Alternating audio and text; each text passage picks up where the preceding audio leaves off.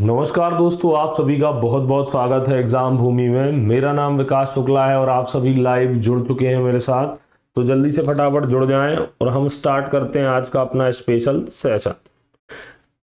तो यहाँ पर हम अब जियोग्राफी अपनी स्टार्ट करने वाले हैं, जिसमें मैं आपको अब आज पहला लेक्चर ले रहा हूँ, जिसके अंतर्गत मैं पृथ्वी की संरचना के बारे में बात करूंगा। Aparna Yadav ji, very good morning, सभी का स्वागत है। जल्दी से जुड़िए और हम स्टार्ट करते हैं बिना देरी किए हुए। विक्रम सिंह, नमस्कार भाई। बाकी लोग भी जुड़ते जाएं, वेरी गुड मॉर्निंग, सभी को गुड मॉर्निंग। चलिए हम स्टार्ट करते हैं अपना आज का सेशन।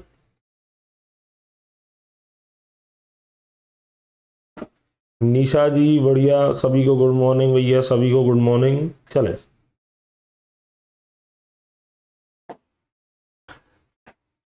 तो ये तो इससे तो परिचित होंगे ही आप। यहाँ पर हम सबसे पहले जो भूगोल है वह है क्या, भूगोल उससे स्टार्ट करेंगे, प्रारंभ करेंगे। तो चलिए देखते हैं हम सबसे पहले डेफिनेशन क्या कहती है भूगोल के अंतर्गत, कि आखिर ये भूगोल क्या है। वैसे तो ये दो शब्दों से बना हुआ है, भू और गोल। मतलब इसका कि पृथ्वी गोल है। भू भू क्या किसका पर्यायवाची होता है? पृथ्वी का। आपने पढ़े होंगे पर्यायवाची, भू, भूमि, धरा, वसुधा, वसुंधरा, ये सब पर्यायवाची हैं पृथ्वी के। तो देखिए क्या कहता है भूगोल। यह एक विज्ञान है जिसके द्वारा पृथ्वी के ऊपरी स्वरूप और उसके प्राकृतिक विभागों जैसे पहाड़ों, महाद्वीप, देश, नगर, नदी, समुद्र, झील, जल संधियां, वन आदि का ज्ञान होता है। उस विज्ञान को हम यहां पर भूगोल कहते हैं। ठीक है, अब भूगोल का नामकरण किसके द्वारा किया गया था? सबसे पहले भूगोल शब्द का यूज किसने किया था? तो जो यूनानी थे, यूनानियों ने यह शब्द दिया। कभी आपसे पूछा जाए कि भूगोल शब्द आया कहां से है, तो यूनानियों के द्वारा दिया गया यह एक शब्द था। भूगोल का पिता, यहां से क्वेश्चन हो सकता है, अगर थोड़ा सा एसएससी वगैरह ऐसे क्वेश्चन करता है। बाकी पीएससी तो ये वाला क्वेश्चन नहीं करेगा, लेकिन एसएससी के लिए इंपॉर्टेंट हो जाता है ये कि भूगोल का पिता किसे कहा जाता है? हिकेटियस को। और इसने क्या लिखा है? एक पुस्तक लिखी है जिसका नाम है जस्ट पीरियोडस। ठीक है, तो यह इसकी पुस्तक है, भूगोल का पिता हिकेटियस को। लेकिन वहीं पर आप बोलेंगे नहीं सर, एरेटोस्थनीज को कहा जाता है। तो भैया देखिए यहां पर शब्द यूज किया गया है व्यवस्थित भूगोल का पिता। तो जब व्यवस्थित भूगोल की बारी आए, है ना, सिर्फ भूगोल बोला जाता है आपसे, हिकेटियस को कहा जाता है। लेकिन वही व्यवस्थित भूगोल का पिता तो एरेटोस्थनीज को कहा जाता है। ये बात आपको अलग अलग याद रखनी है। अब बारी आती है कि दुनिया में सबसे पहला ग्लोब, आगे बताता हूं मैं ग्लोब है क्या। उसके पहले आप देख लो, दुनिया में सबसे पहला ग्लोब जर्मनी के मार्टिन बेहेम, जर्मनी का वह व्यक्ति था, मार्टिन बेहेम द्वारा बनाया गया था।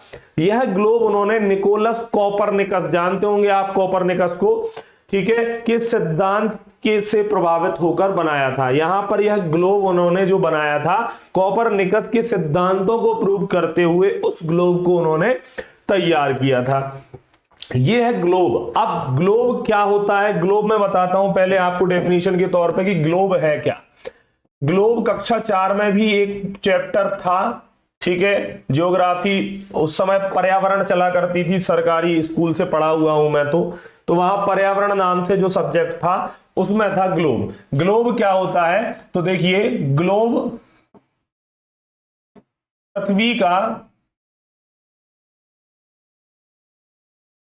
एक मॉडल या नमूना होता है। तो ग्लोब क्या होता है? पृथ्वी का एक मॉडल या फिर नमूना होता है। तो नमूना या मॉडल, मॉडल की ऐसी कुछ ऐसा मॉडल तैयार किया गया कि अगर कहीं ना कहीं हम बात करें तो पृथ्वी कुछ इस प्रकार से है। अपन बोलते हैं ना कि यार बड़े मॉडल लग रहे हो, अगर कोई बोलता है ना अपने से तो अपन बोलते हैं बड़े नमूने लग रहे हो। तो क्या है ये? ग्लोब पृथ्वी का एक मॉडल या फिर नमूना है। पृथ्वी सौर मंडल का सबसे बड़ा क्या है? चट्टानी पिंड है। चट्टानी पिंड है सौर मंडल का सबसे बड़ा। अब आपको ध्यान रखना है कि ये चट्टानी पिंड के तौर पे सबसे बड़ा बोला गया है। पृथ्वी सूर्य का चक्कर आपको भी पता है, एक 300 सूर्य का एक चक्कर 365 दिन में लगाती है। यह अपने अक्ष पर 23.5 डिग्री झुकी हुई है। यह अपने अक्ष पर 23.5 डिग्री झुकी हुई है। हाँ बिल्कुल, पृथ्वी का नमूना ग्लोब कितनी डिग्री झुकी हुई है? 23.5 डिग्री झुकी हुई है। अब यहां पर मैं आपसे बात करता हूं पृथ्वी का निर्माण कैसे हुआ, तो आगे मैं निर्माण को बताने वाला हूं। उससे पहले हम यहां पर कुछ चीजें देखते हैं। पृथ्वी का निर्माण जो बताया जाता है कि लगभग 4.54 अरब वर्ष पूर्व इसका निर्माण हुआ था। तो अगर मैं बात करूं, पृथ्वी को 4 तरीके से अपन यहां पर देख सकते हैं। एक ग्लोब मैं यहां बना देता हूं, दूसरा ग्लोब मैं यहां बना देता हूं, तीसरा ग्लोब मैं यहां बना देता हूं, चौथा ग्लोब यहां बना देता हूं।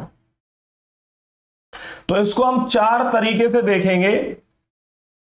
जब सबसे पहले पृथ्वी का निर्माण हुआ उस समय की बात करी जाए, है ना, थोड़ा सा और इसको मैं हाथ से बना रहा हूं तो थोड़ा सा गोल और कोशिश करूंगा कि मैं थोड़ा और गोल बना दूं, बाकी आपको समझ में आ जाएगा। चलिए, अब यहां पर अगर 225 मिलियन वर्ष पूर्व की बात करूं, मैं 225 मिलियन वर्ष पूर्व की बात कर रहा हूं, मिलियन वर्ष पूर्व, जब यहां पर लगभग पृथ्वी बनना प्रारंभ हुई तब की बात करूं मैं, तो यहां पर क्या हुआ करता था, यहां पर जो पेंजिया और पैंथालासा 2 शब्द सुने होंगे आपने। इस पहले के डायग्राम के अंतर्गत 225 मिलियन वर्ष पूर्व की अगर मैं बात करूं तो यहां पर पेंजिया महाद्वीप कहा जाता था। इसको क्या कहा जाता था? पेंजिया महाद्वीप। पेंजिया महाद्वीप हुआ करता था, पेंजिया महाद्वीप। और पैंथालासा महासागर, पैंथालासा महासागर। अब यहां पर अगर मैं बात करूं तो आज आपको इतने महाद्वीप और महासागर मिल रहे हैं, परंतु उस समय क्या था? एक महाद्वीप था जिसका नाम था पेंजिया महाद्वीप और महासागर भी एक था, पैंथालासा। यहां पर कहा जाता है कि जो भूमि का हिस्सा था, भूमि का हिस्सा एक जगह था। आज आप डिफरेंट तरीके से देखते हैं, भूमि का हिस्सा एक जगह था, ये था स्थल। ये क्या था उस समय? स्थल। और इसके आसपास चारों ओर क्या था? ये पूरा पानी था। मतलब भूमि एक जगह थी और पानी एक जगह था। ये एक महाद्वीप था उस समय और एक ये महासागर था। ये पानी भरा हुआ था अलग। आज आप देखते हैं कि सब छितरा बितरा सा दिखता है, कहीं महाद्वीप, कहीं पानी, कहीं महाद्वीप। ये क्या था? ये जल था।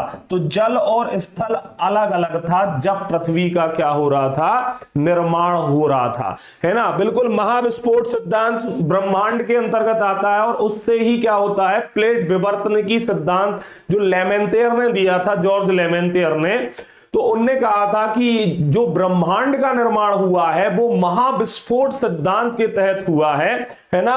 तो उसके ही फलस्वरूप यहां पर बहुत सारे जो 8 ग्रह आप देखते हैं, सूर्य को देखते हैं, पूरा सौर मंडल का निर्माण हुआ था। उसमें से एक ग्रह क्या था? उन 8 ग्रहों में से एक है पृथ्वी। यहां पर अगर मैं बात करूं तो ये जब पृथ्वी का निर्माण हो रहा था तो एक तो यहां पर महाद्वीप था जिसे हमने पेंजिया महाद्वीप कहा और महासागर था पैंथालासा।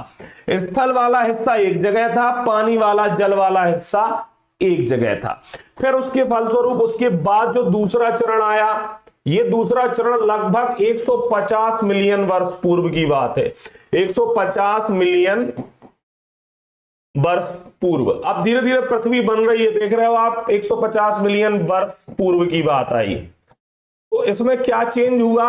ये जो स्थल एक जगह था, जल एक जगह था, पृथ्वी अब टूटेगी 2 हिस्सों में। 2 हिस्सों में टूटी अगले स्टेप में पृथ्वी। तो देखिए, मैं 2 हिस्सों में इस पृथ्वी को तोड़ देता हूं। अब जब 2 हिस्सों में टूटी पृथ्वी तो ऊपर वाले हिस्से को क्या कहा जाता था और नीचे वाले हिस्से को क्या कहा जाता था? पृथ्वी 2 भागों में टूटी, इसको गोंडवाना लैंड कहा जाता था। क्या कहा जाता था? गोंडवाना लैंड। पृथ्वी सबसे पहले अब 2 भागों में टूटी, ठीक है। 1 मिनट, इसमें अगर मैं बात करूं तो गोंडवाना लैंड की हम जस्ट थोड़ा सा आगे बात करेंगे।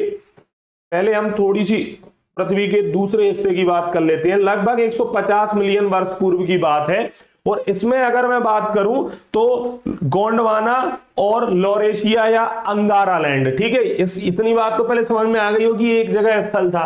तो इसको दो नाम दिए जा सकते हैं। एक नाम था यहां पर अंगारा लैंड, या इसको लॉरेशिया भी कहा जाता था, अंगारा लैंड, अंगारा लैंड, या इसको लॉरेशिया के नाम से भी जाना जाता था, लॉरेशिया, अंगारा लैंड या लॉरेशिया के नाम से इसको जाना जाता था। ऊपर वाली पृथ्वी को, नीचे वाली पृथ्वी को वही जो मैंने अभी लिखा था गोंडवाना लैंड। तो ये गोंडवाना लैंड कहां था, नीचे वाले लैंड को गोंडवाना लैंड नाम दिया गया। ठीक है, तो पृथ्वी सबसे पहले ऐसी थी, फिर दो भागों में टूटी। दो भागों में टूटने के बाद ऊपर वाला हिस्सा जो कहलाया उसे अंगारा लैंड या लॉरेशिया कहा गया, और गोंडवाना लैंड निचले वाले हिस्से को कहा गया। यहां पर जो दोनों के टकराव के बीच में यहां पर था वो था टेथिस सागर, आगे की ओर यहां टेथिस सागर नाम का एक समुद्र था। टेथिस, आज जहां हिमालय है वहां टेथिस सागर या समुद्र हुआ करता था।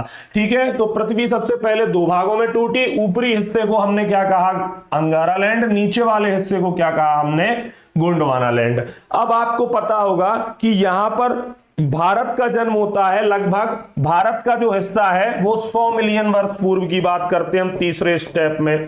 इसके बाद तीसरा स्टेप आया 100 मिलियन वर्ष पूर्व, 100 मिलियन वर्ष पूर्व। तो 100 मिलियन वर्ष पूर्व की अगर हम बात करें तो पृथ्वी तो दो भागों में वहां टूट चुकी है।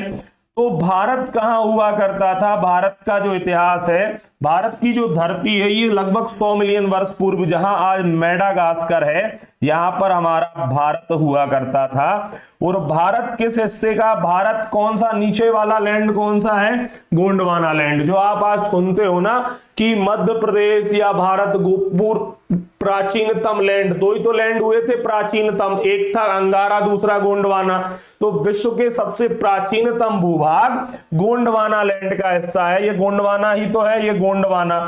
अब क्या होता है, धीरे धीरे प्लेट विवर्तनिकी सिद्धांत जो होता है ना, प्लेट विवर्तनिकी सिद्धांत जो होता है, टेक्टोनिक प्लेट्स जिसको कहा जाता है, उसके नीचे, जमीन के नीचे ऐसी प्लेट्स रखी हैं एक के ऊपर एक के ऊपर एक, और ये क्या होती हैं, खिसकती हैं। और ये खिसकने के कारण ऐसा हुआ है, क्यों ऐसा हुआ है कि पृथ्वी दो भागों में ऐसी टूटी। आपने एक सुना होगा प्लेट विवर्तनिकी सिद्धांत, प्लेट विवर्तनिकी सिद्धांत, टेक्टोनिक प्लेट्स जिसको कहते हैं। इसके तहत क्या होता है, पृथ्वी के अंदर कहा जाता है कि एक के ऊपर एक प्लेट्स ऐसी रखी है। अब पृथ्वी रोटेट करती है अपनी धुरी पर, अपने अक्ष पर, और भूकंप जैसी स्थितियां भी कई बार आती हैं, तो वो प्लेट्स क्या होते हैं, खिसकते हैं, ऐसे खिसकते जाते हैं। खिसकने के कारण ये इसमें क्या हो गया, पृथ्वी दो भाग में टूटी थी। फिर यहां पर देखा हमने कि 100 मिलियन वर्ष पूर्व के समथिंग भारत, यहां पर भारत की धरती का जन्म होता है कहां, गोंडवाना लैंड में।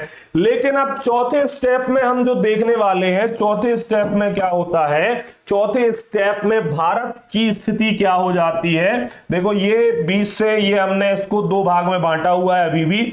अब भारत कहां से कहां पहुंच जाएगा, तो भारत नीचे से क्या हो जाएगा, ऊपर की समय, वर्तमान समय में क्या है, भारत कहां पर है, तो वर्तमान में भारत कहां पर है, ये भारत खिसक के किस गोलार्ध में आ गया है, तो यहां आज भारत कहां पर है, आज भारत यहां पर है।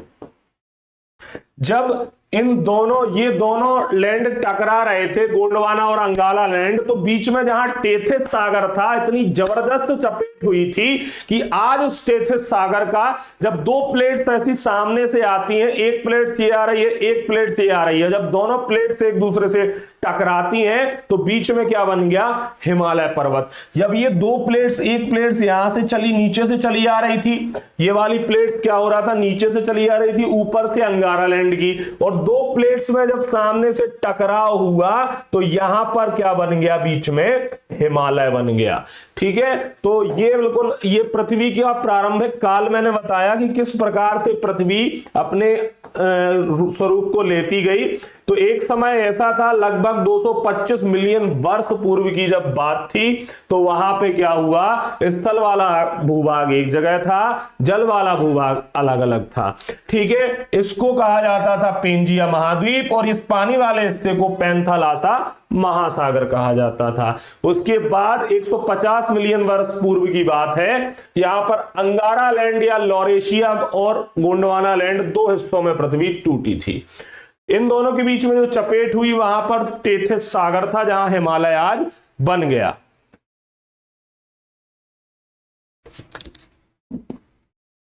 हाँ बिल्कुल, अफ्रीकन प्लेट यूरेशियन प्लेट से टकराई थी, बिल्कुल। और ये दोनों जब टकराने के बाद क्या हुआ, टकराने के बाद वहां पर पहाड़ जैसी आकृति बन गई। यहां पर 100 मिलियन वर्ष पूर्व की बात करें तो भारत की स्थिति यहां पर थी, लेकिन आज खिसक खिसक के भारत यहां आ गया। अगर इसमें बात करूं मैं, पृथ्वी का निर्माण लगभग 4.54 अरब वर्ष पूर्व हुआ था। पृथ्वी की त्रिज्या आपसे सीधा पूछी जाए कि पृथ्वी की त्रिज्या कितनी है, तो त्रिज्या आप समझते होंगे क्या होता है, रेडियस। त्रिज्या कितनी है पृथ्वी की, तो पृथ्वी की त्रिज्या 6370 किलोमीटर है। पृथ्वी अपने अक्ष पर, क्वेश्चन आएगा, आपको ध्यान रखना है, पश्चिम से पूर्व घूमती है, पश्चिम से पूर्व घूमती है। ठीक है, सबसे पहले पाइथागोरस ने बताया था कि पृथ्वी गोल है, हालांकि पृथ्वी गोल ना होकर थोड़ी सी क्या है, चपटी है। ठीक है, सबसे पहले पाइथागोरस ने बताया था कि पृथ्वी गोल है और पृथ्वी क्या है, एक नीला ग्रह। क्यों कहते हैं पृथ्वी को नीला ग्रह, क्योंकि यहां पर जो अधिकांश भाग क्या है, यहां पर अधिकांश भाग जल है पृथ्वी के ऊपर, और जल नीला होता है, इस कारण से पृथ्वी को नीला ग्रह कहा जाता है। आइजैक न्यूटन ने बताया कि यह पृथ्वी जो है एक नारंगी के समान है। नारंगी समझते हो, संतरा। जेम्स ने बताया कि नाशपाती के समान है। ठीक है, तो यहां पर जेम्स के द्वारा बताया गया कि यह एक नाशपाती के समान है, नाशपाती के समान है। ठीक है, यहां पर अगर मैं बात करूं तो इक्वेटोरियल वर्सेस पोलर डायामीटर, अब ये क्या है सर, तो देखिए मैं बता देता हूं आपको। यहां पर अगर मैं बात करूं तो देखो, ये पृथ्वी कुछ अगर इस तरीके से है, तो ये इसका उत्तरी ध्रुव हुआ, ये नॉर्थ पोल और ये साउथ पोल। नॉर्थ पोल की खोज किसने की थी, तो रॉबर्ट पियरे, आपको पता है। और दक्षिणी ध्रुव की खोज किसने की थी, एमुंडसेन। यहां पर अगर मैं बात करूं तो देखें, ये जो लिखा हुआ है इक्वेटोरियल वर्सेस पोलर डायमीटर, तो देखो इक्वेटर क्या होता है, ये भूमध्य रेखा है, 0 डिग्री लाइन। विषुवत या भूमध्य रेखा एक ही बात है। तो देखिए यहां पर, अगर यहां पर इस डायमीटर को हम देखें और इस डायमीटर को देखें,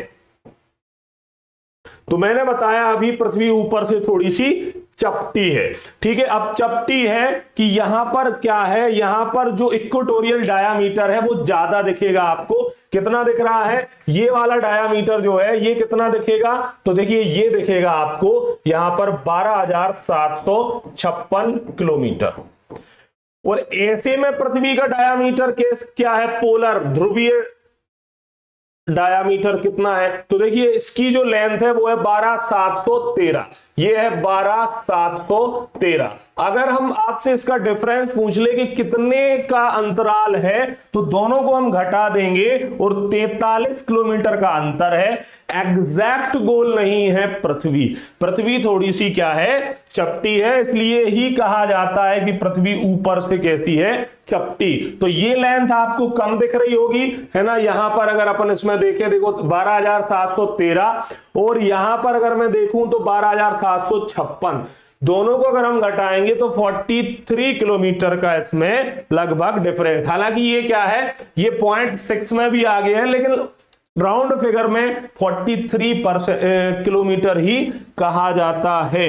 तो 43 किलोमीटर क्या है पृथ्वी का जो ये ध्रुवीय डायामीटर और यहां पर इक्वेटोरियल डायामीटर जो है उसके बीच में जो डिफरेंस है वह 43 किलोमीटर का है। एग्जैक्ट तो यहां पर गोल नहीं है पृथ्वी। ठीक है, इतनी बात ठीक है। और इसका त्रिज्या रेडियस याद रखना है आपको 6370 किलोमीटर। अब अगर हम पृथ्वी की आंतरिक संरचना की बात करें तो आंतरिक संरचना को किस प्रकार से हम देख सकते हैं जो उसके अंदर का स्ट्रक्चर है, तो यहां उसको जानने के प्रमुख रूप से दो साधन हैं। एक अप्राकृतिक, मतलब यह हमें प्रकृति के द्वारा प्राप्त नहीं होते हैं। अप्राकृतिक में आता है क्या? अप्राकृतिक में आता है घनत्व, डेंसिटी आएगा। डेंसिटी से हम पता लगाएंगे आंतरिक यहां पर, ठीक है। दबाव, ये हो जाएगा प्रेशर, प्रेशर से हम पता लगाएंगे भैया अंदर क्या चल रहा है, ठीक है। तापमान, टेम्परेचर से भी हम पता लगाएंगे कि अंदर की स्थिति क्या है। प्राकृतिक जो संसाधन है, ज्वालामुखी, ज्वालामुखी फटा कोई भी और उससे बाहर जो चीजें निकली किस प्रकार की निकली, गर्म थी, ठंडी थी, तरल थी, गाढ़ी थी, ठोस थी, ये सारी चीजों से हमें यहां पर प्राकृतिक रूप से भी पता चल जाएगा कि पृथ्वी के अंदर की संरचना कैसी है। अंदर जो होगा वो बाहर आएगा, ज्वालामुखी में बाहर आएगा तो हमें पता चलेगा कि अच्छा तुम्हारे अंदर ये है, ठीक है। दूसरा भूकंप विज्ञान, तो भूकंप से भी हमें बहुत सारी चीजें, जब हलचलें होती हैं तो उससे भी हमें पता लगता है। भूकंप विज्ञान के अंतर्गत जो सिस्मोग्राफ यंत्र होता है उससे हम क्या पता करते हैं, कमेंट करें जल्दी से, सिस्मोग्राफ का काम क्या है।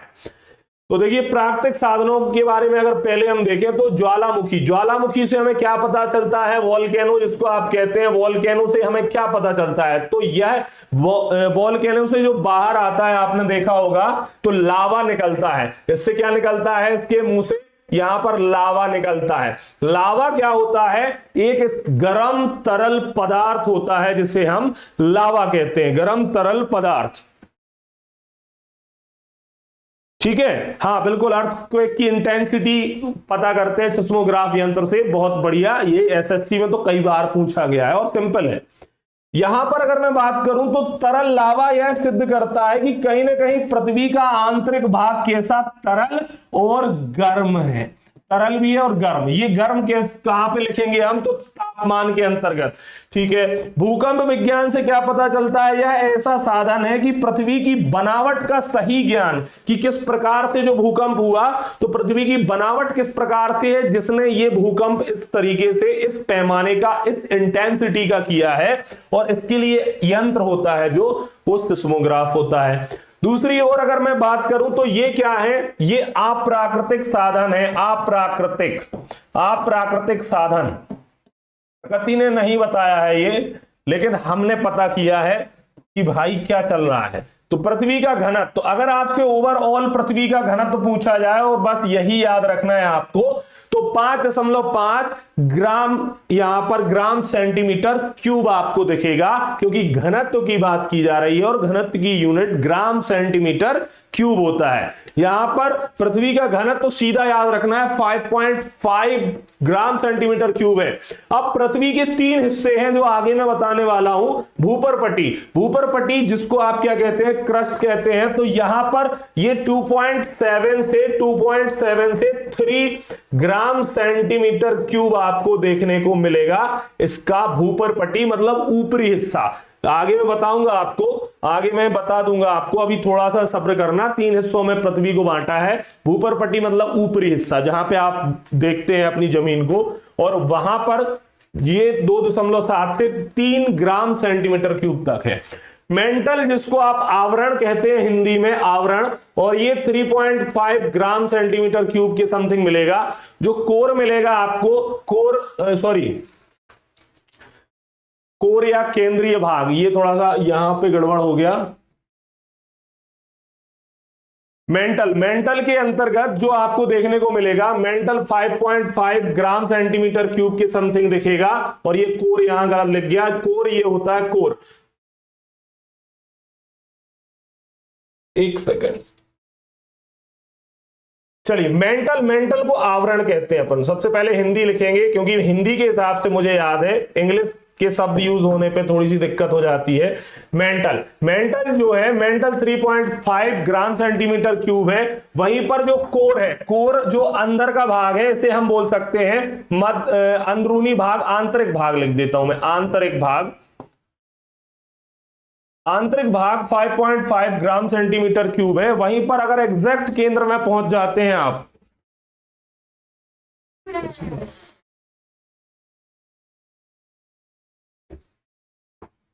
अगर आप बिल्कुल केंद्र पर पहुंच जाते हैं, 3 स्थितियां मैं डायग्राम में बनाऊंगा तो आपको ज्यादा समझ में आ जाएगा। ये देखिए, ये एकदम आंतरिक भाग है, ये कुछ ऐसा दिखेगा आपको और ये कुछ ऐसा दिखेगा। अब देखिए ये क्या है, ये है भूपर पट्टी। लिख देता हूं तो तुम्हें भी ज्यादा समझ में आएगा। ये भूपर पट्टी है जिसको बाहरी भाग कहते हैं। ये क्या है, ये आपको मिलेगा मेंटल जिसको आवरण कहते हैं। और ये क्या है, ये मिलेगा आपको कोर, मध्य भाग। और ये बिल्कुल एकदम केंद्रीय भाग है, ये इसका सेंटर या केंद्रीय भाग आप बोल दोगे। तो इस प्रकार से ये लिखा हुआ है। अब आपको समझ में आ जाएगा, कोई दिक्कत नहीं होगी। देखो फिर से देख लेते हैं अपन। ये क्या है, पृथ्वी का घनत्व। तो आपको ये बस याद रखना है, बाकी याद करने की जरूरत नहीं है। भूपर पट्टी पर 2.723, मतलब यहां पर आप बोल रहे हैं सर कि घनत्व कितना होगा, लगभग 2.7 से 3 ग्राम सेंटीमीटर क्यूब। मेंटल का लगभग होगा 3.5 ग्राम सेंटीमीटर क्यूब। वहीं पर कोर का होगा 5.5 सेंटीमीटर क्यूब। लेकिन इस हिस्से का जो सबसे आंतरिक भाग है, सबसे ज्यादा डेंसिटी बीच में आपको देखने को मिलेगी। और ये कितनी लगभग मिलेगी, तो ये मिलेगी आपको 13 यहां दिखेगा नहीं शायद, 13.6 ग्राम सेंटीमीटर क्यूब। तो ये आपको याद रखना है, दिखेगा नहीं, बाकी यहां तो लिखा ही है ना। तो इसको समझना आप कि ये है भूपर पट्टी, ठीक है, ये है मेंटल जो बीच वाला हिस्सा है, ये है क्या इसका कोर, और ये है क्या इसका, ये बीच वाला हिस्सा, ये है केंद्रीय भाग। तो आपको वैसे तो आपको सिर्फ ये वाला मेन याद रखना है, लेकिन सबसे ज्यादा डेंसिटी आप देख रहे होंगे कि ये जो अंदर वाला हिस्सा है, इस हिस्से के अंतर्गत सबसे ज्यादा है। अब दबाव की बात करूं मैं, तो देखिए पृथ्वी के आंतरिक भाग में जाने पर चट्टानों का भार बढ़ता है तो दबाव बढ़ेगा। किसी के ऊपर भी भार रखोगे तो वो दबेगा, दाब आएगा, उस पर दबाव बढ़ता जाता है। इसलिए पृथ्वी के आंतरिक भाग में घनत्व भी बढ़ता जाता है। अब आपसे यहां क्वेश्चन कर सकता है कि जैसे जैसे हम पृथ्वी के अंदर जाएंगे तो क्या घनत्व बढ़ेगा? बिल्कुल हां, सही बात है। अगर हम पृथ्वी के अंदर जाते जाएं तो बिल्कुल यहां घनत्व और दबाव दोनों बढ़ते हैं। तापमान की बात करी जाए, जो तीसरा पैरामीटर था, तो तापमान पृथ्वी के अभ्यंतर भाग से अत्यधिक गर्म द्रव पदार्थ उत्क्षेपित करने वाले सक्रिय ज्वालामुखी उद्गार। तो इसके अंदर मैंने बताया था कि ज्वालामुखी उद्गार है पृथ्वी के अंदर से ही ज्वालामुखी फटता है। तो इससे हमें क्या पता चलता है कि इसके अंदर क्या है, एकदम गर्म लावा है। और गर्म जल स्रोतों के अस्तित्व से यह संकेत मिलता है कि पृथ्वी का आंतरिक भाग अत्यंत गर्म है। और प्रति 32 मीटर अंदर जाते जाओ, आप 32 मीटर अंदर जाते जाओ तो पृथ्वी का तापमान आपसे पूछे कितना बढ़ता है, 1 डिग्री सेल्सियस बढ़ता जाता है। हाँ, कोर का घनत्व तो सबसे ज्यादा होगा, वही तो बता रहा हूं ना मैं कि कोर ये है, कोर ये वाला हिस्सा कोर है। और यहां पर सबसे ज्यादा सेंटर में पहुंच जाओ तो सबसे ज्यादा यहां पर क्या हो जाएगा, डेंसिटी। क्योंकि दाब बढ़ता है तो घनत्व भी बढ़ता जाता है, ठीक है। हाँ, 1 डिग्री सेल्सियस बढ़ता है अगर प्रति 32 किलोमीटर आप अंदर घुसते जाओ। पृथ्वी के धरातल से केंद्र की ओर जाना है अब आपको। यह है पृथ्वी,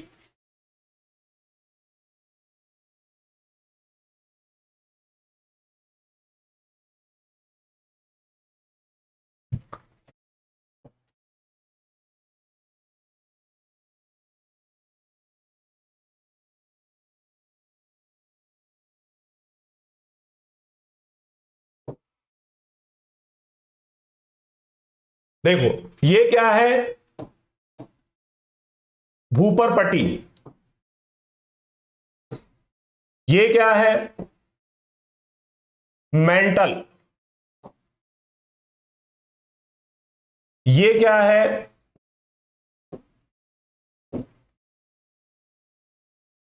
कोर। हिंदी इसको क्रस्ट कहते हैं, क्रस्ट। इसको मेंटल को आवरण हिंदी में कहते हैं, आवरण।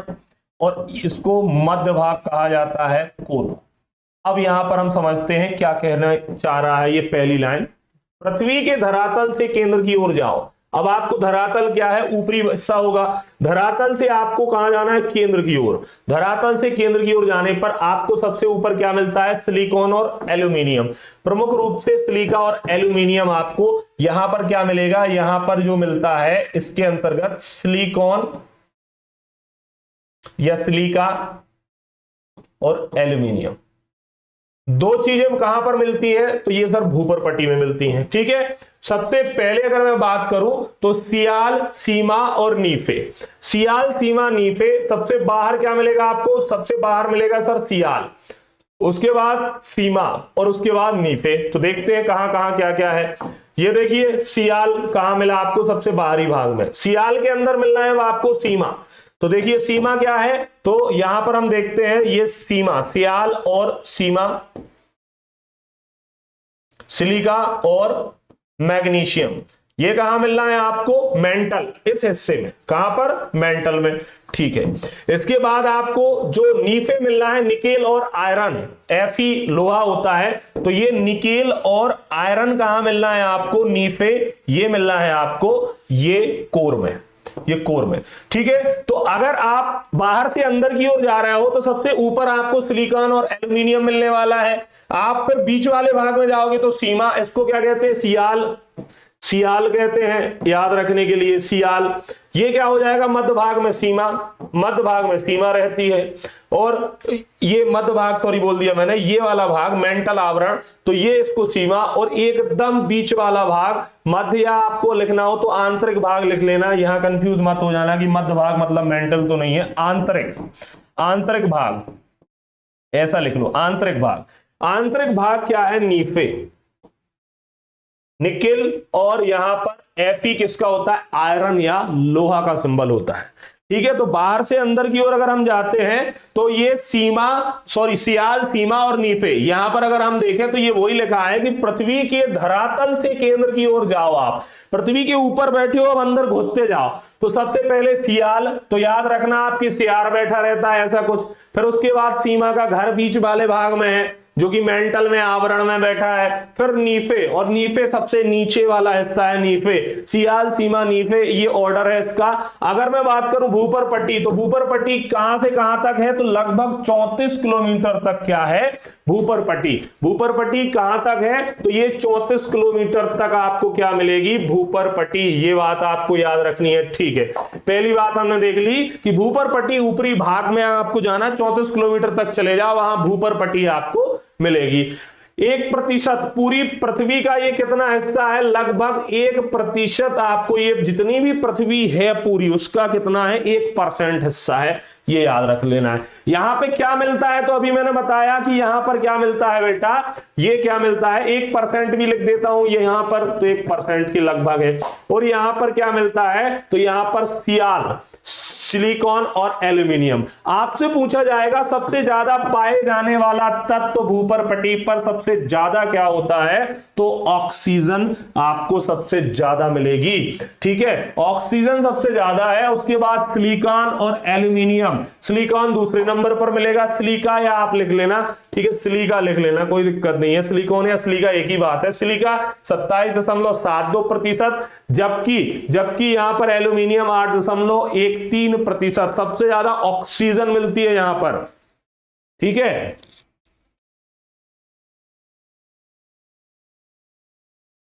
बिल्कुल गुड अंजना।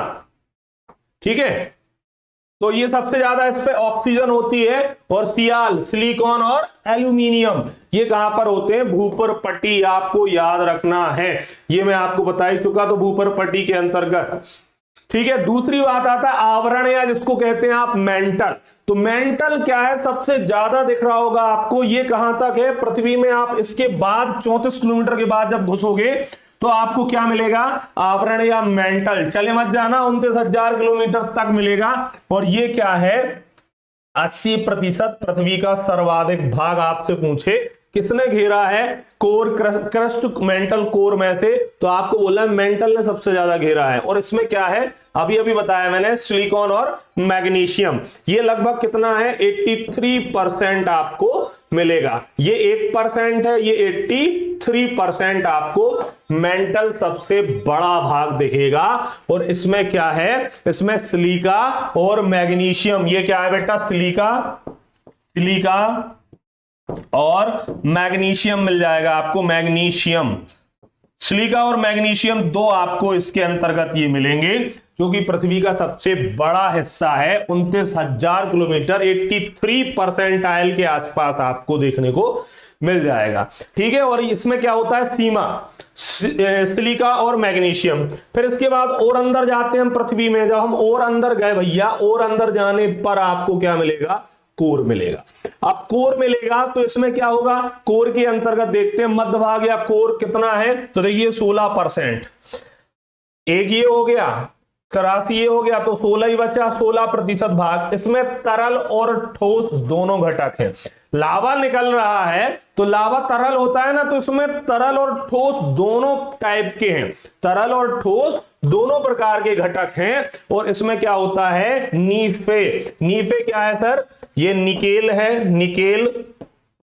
और ये Fe क्या है, लोहा, आयरन, सिंबल उसका Fe होता है ना आयरन का। तो निकेल और लोहा कहां मिलता है, कोर से मिलता है। ठीक है, और ये लगभग 16% है। ठीक है, तो इसको एक बार देख लो, फिर हम आगे बढ़ते हैं।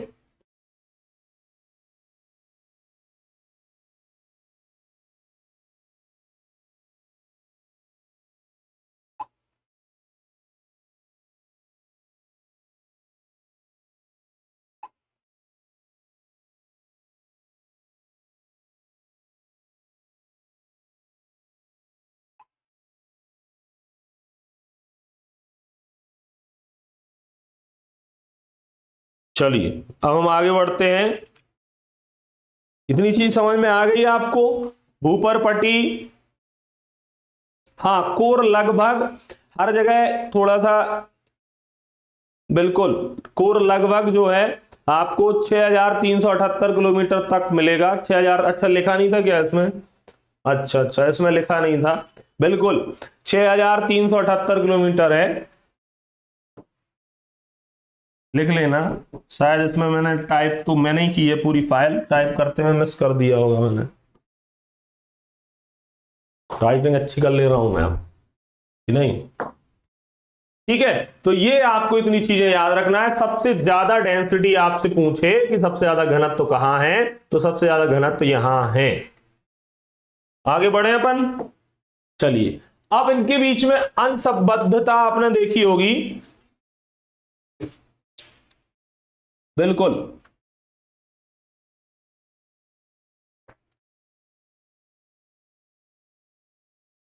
असंबंधता आप जानते होंगे कि इनके बीच की जो लेयर्स हैं, तो आप कौन कौन सी लेयर्स आपको ध्यान देनी है, कॉर्न रॉड, मोहो, रेप्टी, गुटेनबर्ग और लेहमन।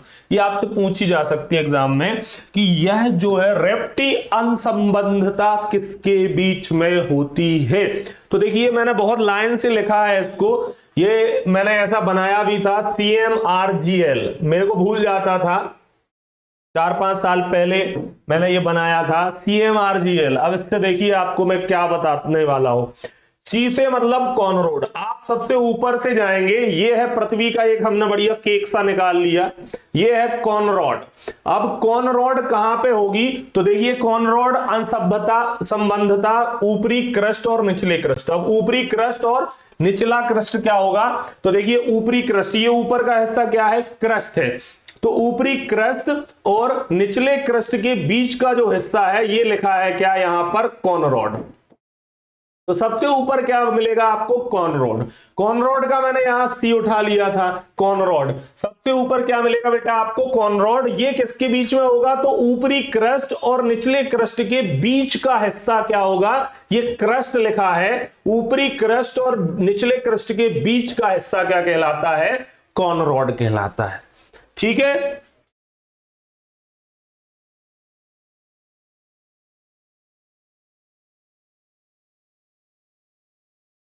चलिए यहां पर अगर मैं बात करूं तो कॉनरॉड क्या कहलाता है बेटा, तो ये ऊपरी और निचला क्रस्ट होता है जो उसके बीच का हिस्सा, कॉनरॉड तो सी हो गया। उसके नीचे जाओगे तो एम मिलेगा, मोहो। मोहो किसके बीच में है, तो निचले क्रस्ट तथा ऊपरी मेंटल। अब निचला क्रस्ट ये है ना, ये वाला निचला क्रस्ट हो गया, ये क्या है, निचला क्रस्ट। तो निचला क्रस्ट और ऊपरी मेंटल, तो और ऊपरी मेंटल, ये ऊपरी मेंटल है, चाहे यहां देख लो चाहे यहां पर देख लो। तो इन दोनों के बीच में ये है क्या, ये था निचला क्रस्ट, क्रस्ट का नीचे वाला हिस्सा, क्रस्ट का ऊपरी हिस्सा ये था, निचला ये था, तो ये वही है निचला हिस्सा, और मेंटल का ऊपरी हिस्सा। तो ये क्या कहलाता है, मोहो असंबद्धता किसके बीच में होती है, तो निचले क्रस्ट और ऊपरी मेंटल। निचले क्रस्ट, ये निचला क्रस्ट है, और ऊपरी मेंटल, इन दोनों के बीच में जो होती है मोहो होती है। तो सीएम, सीएम हो गया, ठीक है। अब सीएम हो गया, सीएम के बाद रेप्टी असंबद्धता, तो रेप्टी ऊपरी मेंटल और निचले मेंटल। अब देखते हैं हम, ऊपरी मेंटल ये था, ऊपरी मेंटल और निचले वाले मेंटल के बीच में क्या होता है, रपट।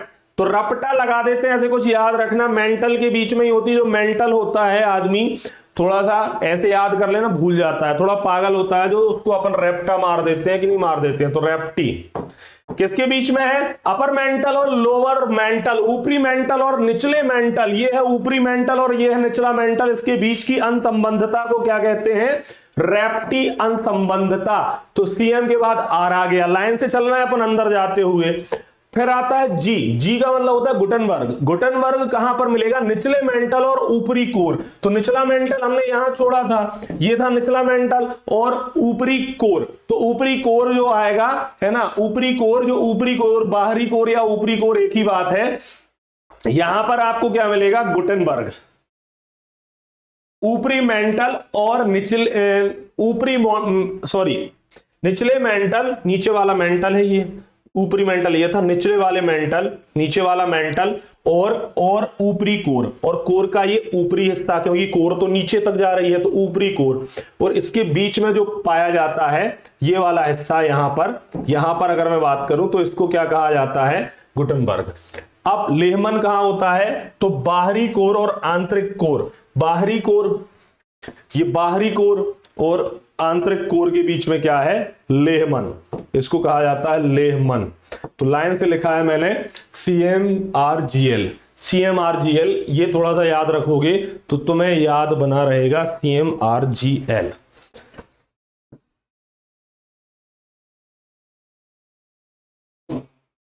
हाँ बिल्कुल,